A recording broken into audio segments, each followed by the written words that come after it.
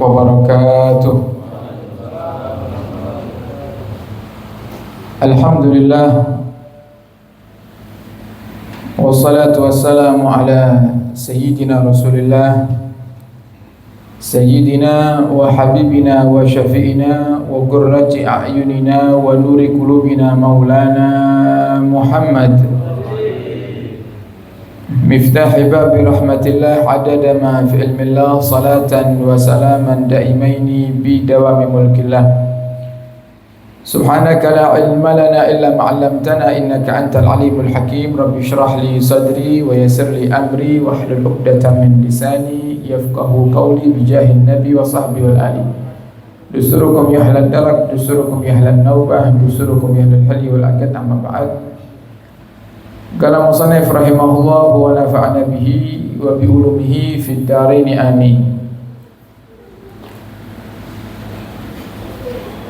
Wa qala sultanul arifin al-imam Jalaluddin As-Suyuti qaddasallahu sirrahu wa nawwara dharihahu fi kitabihil musamma bil wasail fi syahri syama'il, ma min baitin aw masjidin aw mahallatin quri'a fihi maulidun nabi sallallahu alaihi wa alihi wasallam illa haffatil malaikatu dhalikal bait awil masjid awil mahallah wa sallatil malaikatu ala ahli dhalikal makan wa ammahumullahu ta'ala birrahmati wa ridwan. Wa ammal mutawwiquna bin nur, yakni Jibril wa Mikail wa Israfil wa Israil alaihimussalam, fa innahum yusalluna ala man kana sababan li qiraati maulidin nabi sallallahu alaihi wa alihi wasallam. Yang kami hormati para ulama, para kiai, para asatid, nakhusu bidzikir sahibul bait Ustaz Habib Jaula dan sedaya para asatid ingkang hadir, dan juga tidak lupa yang kami hormati para tokoh masyarakat, wabil khusus Bapak Kepala Desa Pijisan dan segenap para panitia, para wali santri, dan sedaya para jamaah pecinta dan perindu Nabi Agung Muhammad sallallahu alaihi wasallam, yang semoga semua yang hadir di malam hari ini diberikan oleh Allah Subhanahu wa taala umur yang panjang dalam ketaatan serta sehatul afiah, dan Allah kabulkan hajat kaula panjenengan sedaya, hajat dunia, hajat akhirat, amin ya rabbal alamin. Alhamdulillah, di malam hari ini Bapak Ibu kita berkumpul dalam rangka menyambut bulan Maulid Nabi kita Muhammad sallallahu alaihi wasallam, yang ini menjadi salah satu daripada apa yang dianjurkan oleh para ulama dari masa ke masa, bergembira dengan kehadiran bulan Rabiul Awal atau yang kita kenal dengan bulan Maulud. Yang berbahagia menyambut kehadiran bulan Maulid niki Bapak Ibu adalah salah satu hal yang menjadikan sebab kaula panjenengan akan mendapatkan keberkahan dari Nabi kita Muhammad sallallahu alaihi wasallam. Karena ada satu kisah diceritakan Nabi Muhammad niku Bapak Ibu dakwahnya didukung oleh sebagian keluarga dan bahkan juga ditolak oleh sebagian keluarga. Ingkang dukung dakwahipun Nabi Muhammad sallallahu alaihi wasallam di antaranya adalah pamannya. Termasuk di antara yang menjaga Nabi yaitu ayah daripada Sayyidina Ali karamallahu wajhah, yang beliau adalah paman Nabi yang bernama Abu Thalib. Tapi Nabi SAW, para hadirin, juga mendapatkan rintangan dan penolakan bukan dari orang yang tidak berhubungan keluarga, tapi juga ada di antara keluarga Nabi yang tidak suka dengan dakwahnya Nabi kita Muhammad SAW, yaitu pamannya Nabi yang bernama Abu Lahab. Paman Nabi yang bernama Abu Lahab. Jadi Abu Lahab niku para hadirin pamannya Nabi yang sudah divonis oleh Allah bahwasanya Abu Lahab ini adalah ahli neraka. Di dalam Al-Quran, dan mungkin kalau panjenengan sedaya apal ayat dan suratnya, tabbat yada abi lahab wa tab. Allah yang langsung mengatakan celaka Abu Lahab. Tapi ada satu kisah para hadirin di mana diceritakan bahwasanya Abu Lahab niku setiap datang hari Senin diberikan keringanan siksanya oleh Allah Subhanahu wa taala. Sehingga sunggal ulama mengatakan dalam sebuah syair, idza kana hadza kafiran ja'a damuhu bitabat yadahu fil jahimi mukhallada ata annahu fi yaumil isnani daima yukhaffafu anhu lisururi bi ahmada. Abu Lahab niku setiap hari Senin diringankan siksanya oleh Allah Subhanahu wa taala. Karena apa? Karena diceritakan Nabi itu para hadirin ketika lahir, di antara paman-paman Nabi yang bergembira menyambut kelahiran Nabi adalah Abu Lahab. Sampai bukan hanya sekedar gembira, saking senangnya Abu Lahab ini punya ponakan baru yang bernama Muhammad. Abu Lahab itu memerdekakan budaknya. Nah, sehingga di setiap datang hari Senin para hadirin Abu Lahab niku diringankan siksanya oleh Allah Subhanahu wa taala. Kenapa? Lisururi bi Ahmad, karena gembira menyambut Nabi Muhammad. Oleh karenanya para ulama mengatakan famal dhannu, maka bagaimana kiranya kalau Abu Lahab yang kafir, yang sudah dipastikan mukhallada fil jahim, kekal di neraka, Abu Lahab yang kafir dan kekal di neraka, ketika lahir Nabi Muhammad di hari Senin 12 Rabiul Awal, Abu Lahab bergembira dengan kelahiran keponakannya yang bernama Nabi Muhammad. Bagaimana kiranya jika yang bergembira adalah orang yang beriman? Pripun kira-kira oleh sing seneng adalah mereka umatnya Nabi Muhammad yang muslim mukmin. Pripun kira-kira oleh sing seneng kaula panjenengan? Abu Lahab yang kafir saja diringankan siksanya setiap datang hari Senin, maka kiranya mungkin orang yang bergembira dengan kelahiran Nabi dan dia berstatus umatnya Nabi, muslim dan mukmin, mungkin dia akan dijauhkan daripada siksa kubur dan siksa neraka. Maka inilah kenapa para hadirin minimal lek kaula panjenengan kok boten saged menyambut dengan menghadiri majlis, dengan menghadiri maulid Nabi, atau mungkin kita nggak bisa menyambut dengan mengadakan maulid di tempat tinggal kita, maka minimal ayo kita bergembira dalam hati. Jangan samakan bulan maulud dengan bulan-bulan yang lain. Saat ini kita berada di penghujung bulan Safar, maka nanti masuk bulan Rabiul Awal para hadirin, ayo kita tampil beda. Yang pertama, tanamkan kebahagiaan dalam hati, sing senang para hadirin. Maka kegembiraan itu para hadirin akan berdampak positif kepada kaula panjenengan. Bagaimana bisa Nabi SAW para hadirin manusia yang dicintai oleh Allah Subhanahu wa taala, kemudian ketika ada orang lain yang bergembira dengan kekasihnya Allah, kemudian Allah tidak memberikan kebahagiaan kepadanya, mustahil itu. Kalau panjenengan namun bermodal senang Bapak Ibu, gembira karena besok mau masuk bulan Maulud pun ngoten mawon. Kalau kita malas majlisan, kita mau nggak mau bikin maulidan, kita nggak mau repot, sudah yang penting pasang hati yang gembira saja. Maka sebab kita gembira atas Nabi Muhammad, maka Allah akan menggembirakan kaula panjenengan di dunia hingga nanti di akhirat. Dan ini akan menjadi salah satu solusi yang paling terhebat para hadirin, solusi yang paling kuat untuk menjadikan sebab semua masalah-masalah kita akan Allah selesaikan dan Allah segera datangkan solusinya. Jika kaulah panjenengan ternyata diberikan kemampuan untuk menghadiri majelis-majelis maulid di bulan maulid, ayo pasang niat dari malam hari ini.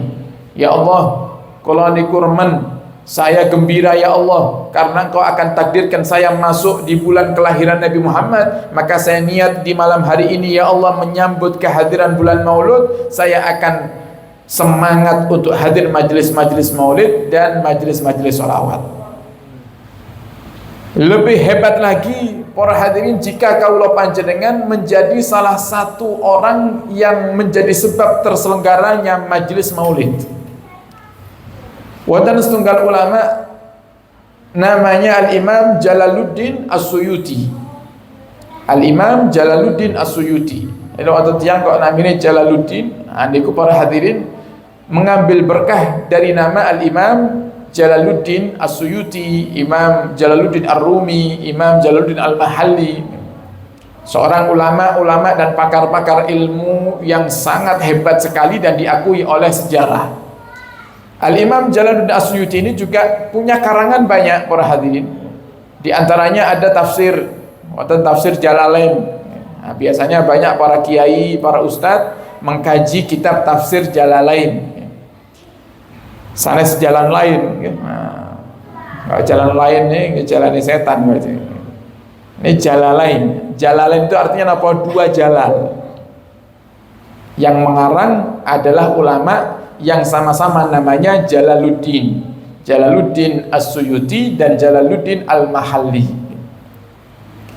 Al-Imam Jalaluddin As-Suyuti para hadirin di dalam kitabnya yang beliau kasih nama Al-Wasail fi Syahri Syama'il, kitab Wasail syarah daripada Syama'il Nabi kita Muhammad, tentang kisah-kisah Nabi, sifat-sifatnya Nabi. Beliau mengatakan ma min baitin au masjidin au mahallatin, tidaklah sebuah rumah atau masjid atau tempat quri'a fihi maulidun nabi, yang dibacakan di dalamnya maulid Nabi kita Muhammad sallallahu alaihi wasallam, illa kecuali haffatil malaikatu dzalikal bait awil masjid awil mahallah, maka malaikat akan mengelilingi rumah itu. Ada selewonten griya masjid atau tempat kampung desa kok mengadakan perayaan maulid Nabi, maka malaikat akan berkeliling di tempat tersebut. Wasallatil malaikatu ala ahli dzalikal makan, dan malaikat akan bersolawat kepada seluruh orang-orang yang tinggal di tempat itu. Dan lebih hebatnya lagi para hadirin, yang disolawati kalian malaikat itu mboten namung sing hadir tapi sedaya, sing males-males hadir ge angsal solawatipun malah malaikat. Sehingga tempat itu akan diberkahi oleh Allah Subhanahu wa taala. Nopo arti daripada salawat malaikat itu apa? Salawat malaikat untuk manusia itu para hadirin adalah permohonan mereka malaikat kepada Allah agar Allah memberikan ampunan kepada kaula panjenengan dan Allah rahmati kaula panjenengan. Wa ammahumullahu ta'ala birrahmati wa ridwan. Dan Allah Subhanahu wa taala akan memberikan kepada masyarakat yang tinggal di sekitar daerah yang mengadakan Maulid Nabi niku rahmat dan ridhonya. Dan malaikat-malaikat yang khusus, malaikat-malaikat yang memiliki jabatan tinggi di sisi Allah Subhanahu wa taala seperti malaikat Jibril, malaikat Mikail, malaikat Israfil dan Israil, niku fa innahum yusalluna ala man kana sababan li qiraatil maulid. Malaikat-malaikat yang istimewa ini khusus nyolawati kagem tiyang ingkang mengadakan Maulid Nabi. Jadi sinten nggih panitiane sing gadah napa rumah atau yang menjadi takmir masjid, yang menjadi pengurus daripada terselenggaranya acara tersebut, maka malaikat Jibril, Mikail, Israfil dan Israel khusus memohon kepada Allah agar Allah mengampuni dosa-dosa panitia ini, agar Allah Subhanahu wa taala mengampuni dosa yang punya rumah dan keluarganya. Dan ini juga para hadirin bukan hanya berkaitan dengan manfaat ukhrawi, manfaat yang kita dapatkan di akhirat saja, tapi juga berkaitan dengan manfaat untuk dunia kita, urusan dunia kita. Sehingga diantaranya yang dikatakan oleh Imam Jalaluddin As-Suyuti, wa ma min muslimin, dan tidaklah seorang yang muslim itu membaca maulid Nabi di rumahnya atau di suatu tempat, kecuali Allah Subhanahu wa taala akan mengangkat al-qahta wal waba'a wal haraqa wal gharqa. Allah akan mengangkat segala macam musibah dari hidupnya orang itu. Nah, sebab apa? Sebab membaca maulidnya Nabi kita Muhammad sallallahu alaihi wasallam. Wal baliyat wal bughdha wal baghdha wal hasad wa aina su' wal lusus, dan Allah akan menjaga dia dari orang-orang yang dengki, dari orang-orang yang benci kepadanya, dan juga dari pencuri atau perampok. Fa idza mata, dan jika dia wafat nantinya, para hadirin, hawanallahu alaihi jawab munkarin wa nakir, Allah akan mempermudah lisannya untuk menjawab pertanyaan malaikat munkar dan nakir. Terus para hadirin, mengamalkan maulid Nabi menjadi salah satu daripada yang ikut andil di dalam terselenggaranya maulid Nabi, itu juga akan menjadi sebab kebahagiaan kaula panjenengan di dunia hingga nanti di akhirat. Nah, maka kita bersyukur di malam hari ini, dan juga sangat berterima kasih kepada seluruh panitia yang membantu, terutama para wali-wali murid, wali-wali santri TPQ An-Nur yang juga ikut andil. Maka panjenengan akan mendapatkan doa khusus dari malaikat yang istimewa, dan Allah akan menjadikan hidup panjenengan dijauhkan dari segala macam musibah dan bala bencana. Dan tinggal kita para hadirin, bagaimana kita memposisikan diri kita di bulan Maulid ini. Kita hanya mau bergembira saja, atau kita ingin bergembira plus sekaligus semangat hadir Maulid, atau juga kita ingin meningkatkan kadar keimanan kita dengan bukan hanya sekedar hadir, tapi kita juga ikut andil di setiap perayaan maulid Nabi dimanapun maulid itu berada. Kemudian yang terakhir para hadirin, salah satu cara untuk mendapatkan syafaat Nabi dan menggembirakan hati Nabi, terutama karena kita hidup di akhir zaman yang ini disebut oleh Nabi kita Muhammad dengan zaman fitnah, yang sampai Nabi mengatakan, jika datang kepada kalian zaman fitnah, maka bersegeralah untuk berbuat amal baik, segeralah untuk taubat kepada Allah Subhanahu wa taala. Niki zaman fitnah Bapak Ibu, yang hak dikatakan batil, yang batil dikatakan hak. Orang yang baik dicaci, yang jelek disetujui. Orang yang hadir majelis diganggu, yang maksiat difasilitasi. Ini zamannya zaman fitnah para hadirin. Nah, jadi Nabi sudah mengatakan, kalau sudah di zaman fitnah para hadirin, ayo kita lihat diri kita sendiri. Jangan fokus dengan apa yang terjadi, tapi fokuslah memperbaiki diri. Urusan kita termasuk korban fitnahnya nggak perlu dipedulikan. Kenapa? Karena dikatakan oleh sebagian ulama itu ahadu asbabi adami saadatika, salah satu penyebab orang itu nggak bisa bahagia hidupnya adalah huwa anna kulla kalimatin yaquluhal akharun tusbihu ib'an ala aklik. Orang yang menjadi sebab orang itu nggak bisa bahagia di dunia ini adalah setiap omongan orang itu dia jadikan beban. Nah, boleh boso gampang ini ku kebanyakan ngurusi omongan orang. Niku wong seneng ngurusi omongan itu yang lintu niku para hadirin sudah bakal seneng uripe. Kenapa? Jenengan dados yang paling soleh sak picisan, tetap akan ada orang yang ngerasani, gitu kan? Kadang para hadirin majlisan itu kan perkumpulan yang baik. Kita baca maulid, contoh Ustaz Habib Jaula ngadakan acara di malam hari ini. Coba dari sisi mana kesalahannya yang ada di sini? Coba kita mulai dari awal diajak untuk apa tadi? Tahlil, Ustaz. Tahlil, mengirimkan pahala Al-Quran dan tahlil untuk para leluhur.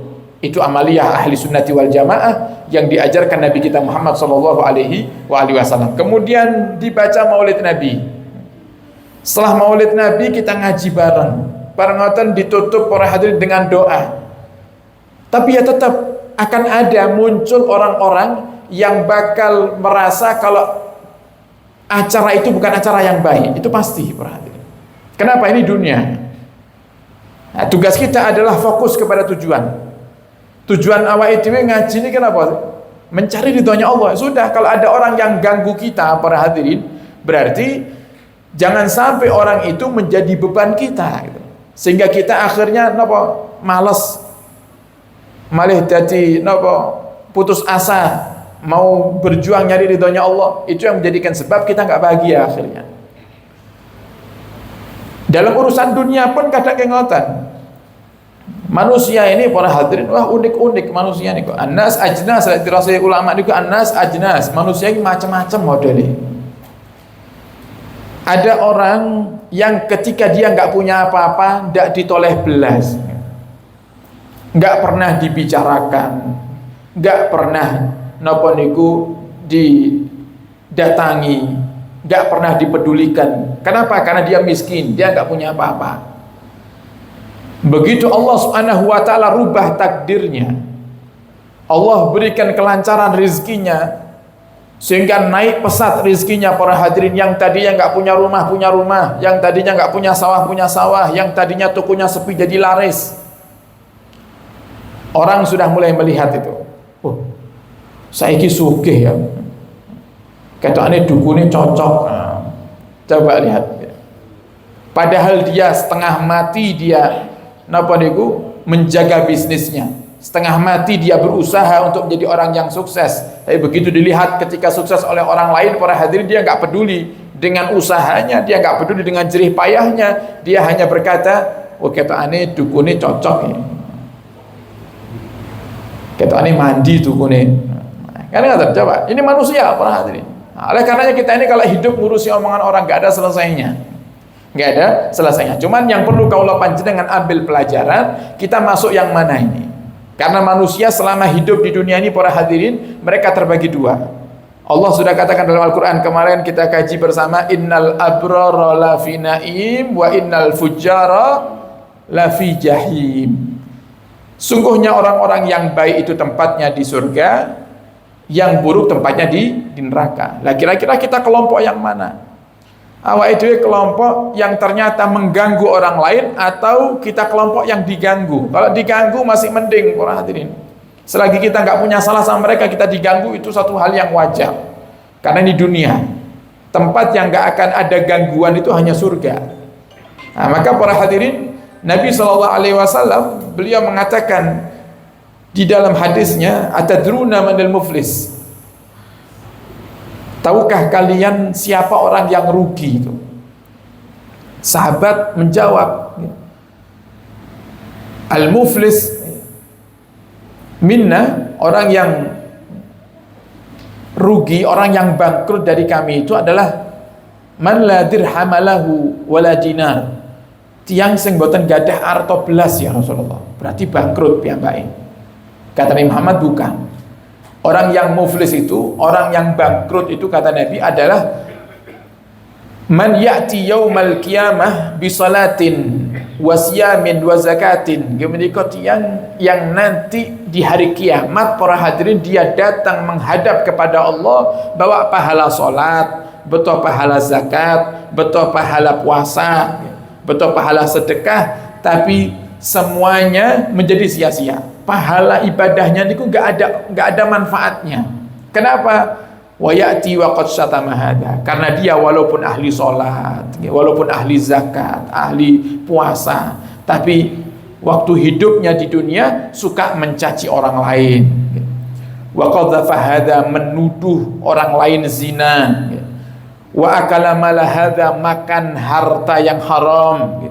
Wa safaka dama hada, membunuh orang lain, menyakiti hati orang lain.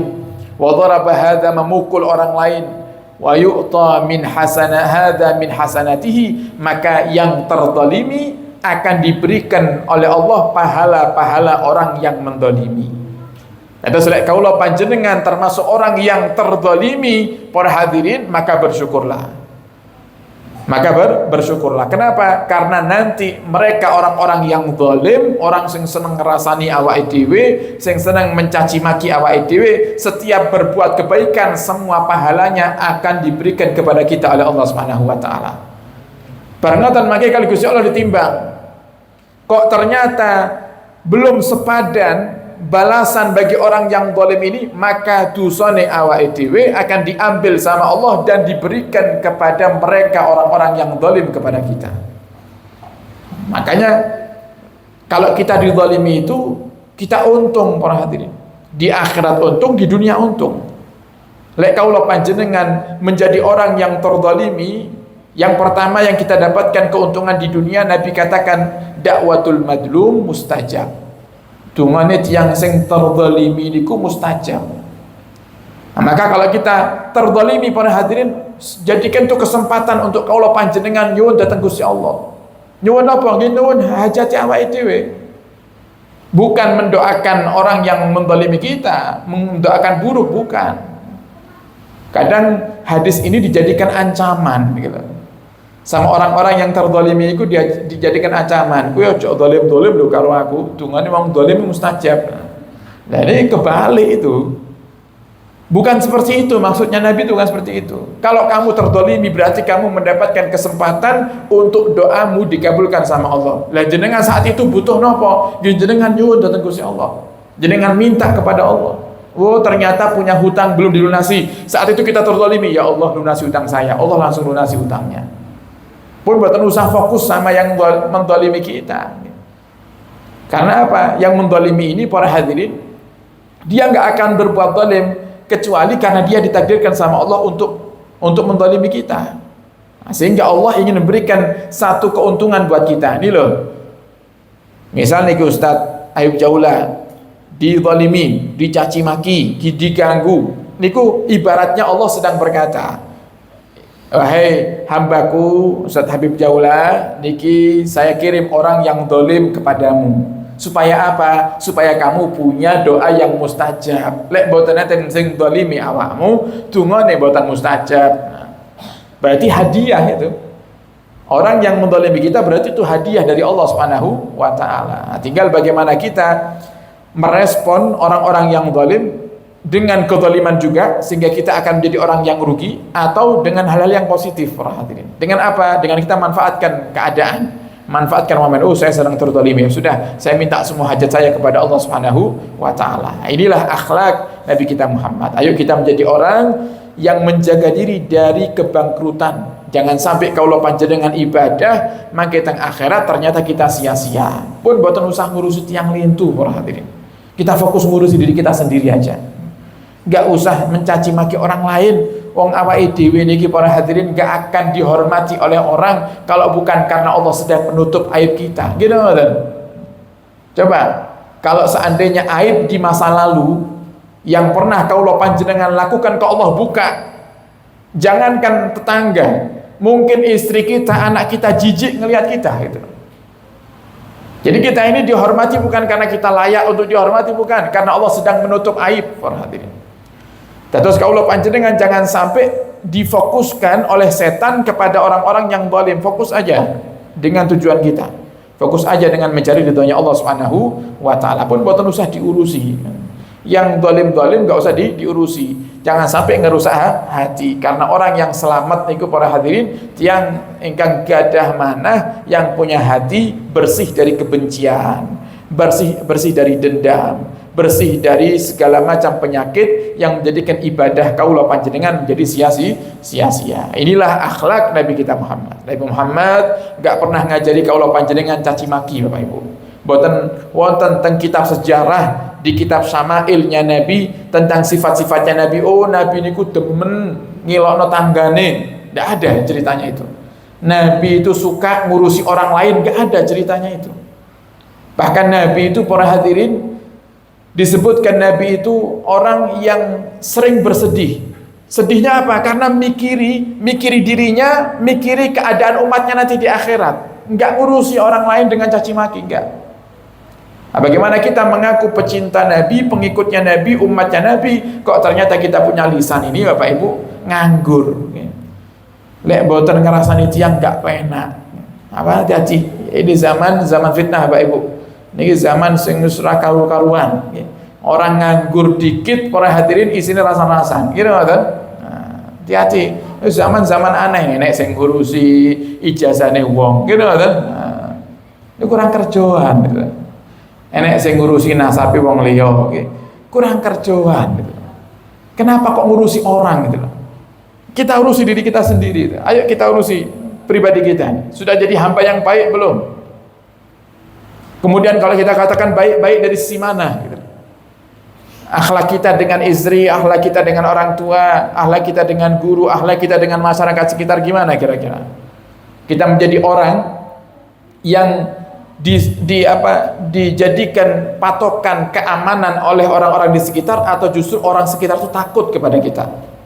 Kalau kita masih hidup dengan gelar orang itu kalau ketemu kita takut karena sebab lisan kita, maka kita bukan seorang yang beriman kepada Allah Subhanahu wa taala. Karena Nabi mengatakan al-muslim man salimal muslimuna min lisanihi wa yadihi. Orang yang muslim sejati itu adalah orang yang bisa menjaga lisannya sehingga orang lain selamat dari lisannya. Orang lain selamat dari tangannya, dari kezalimannya.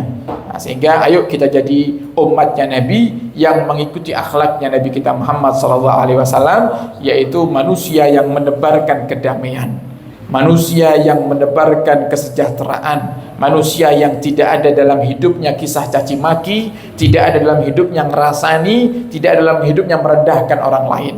Urusan kita berbeda statement, berbeda tujuan, berbeda perkumpulan organisasi, gak jadi masalah. Yang penting kita gak bermusuhan. Kita kembali kepada ajaran Nabi dan kita berharap semoga dengan berkah Maulid di malam hari ini Allah bersihkan hati kita dari kebencian. Semoga Allah jadikan kita orang-orang yang dipangkas dari hati kita kedengkian, dendam dan segala penyakit yang menjadikan sebab kita jauh dari ridhonya Allah Subhanahu wa taala. Dan semoga orang-orang yang zalim diberikan hidayah oleh Allah Subhanahu wa taala. Dan semoga negara kita Republik Indonesia diberikan kedamaian oleh Allah. Masalah-masalah yang sedang terjadi di negara kita tercinta ini semoga segera Allah datangkan solusinya. Semoga Allah berikan kepada negara kita Indonesia ini keamanan, kedamaian, kesejahteraan dan dijauhkan dari penjajahan, baik penjajahan secara zahir dan batin. Dan semoga Allah Subhanahu wa taala menjadikan negara kita, desa kita, daerah tempat kita tinggal baldatun thayyibatun wa rabbun ghafur. Dan semoga Allah Subhanahu wa taala mengabulkan semua hajat kaula panjenengan sedaya, yang sakit diberikan kesembuhan oleh Allah Subhanahu wa taala, yang punya hutang Allah lunasi hutang-hutang kita semuanya, dan berkahnya Nabi Muhammad semoga Allah Subhanahu wa taala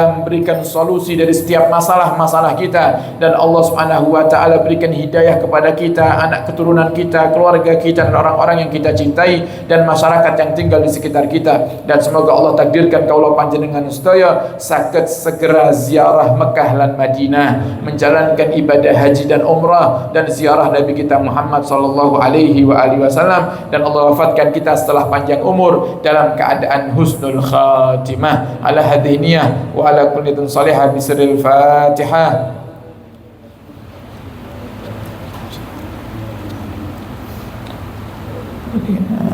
Dan kita bacakan Fatihah para hadirin untuk air barokah yang disediakan dan yang panjenengan bawa.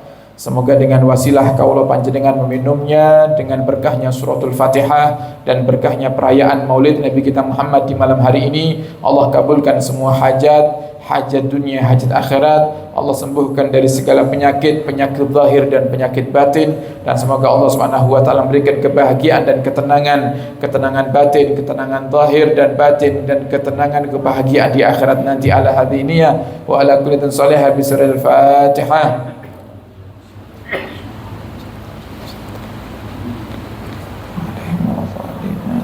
Sekian dari kami, kurang lebihnya mohon maaf dan mohon doa selalu. Wabillahi taufiq hidayah. Assalamualaikum warahmatullahi wabarakatuh. Ada sedikit hadiah untuk adik-adik.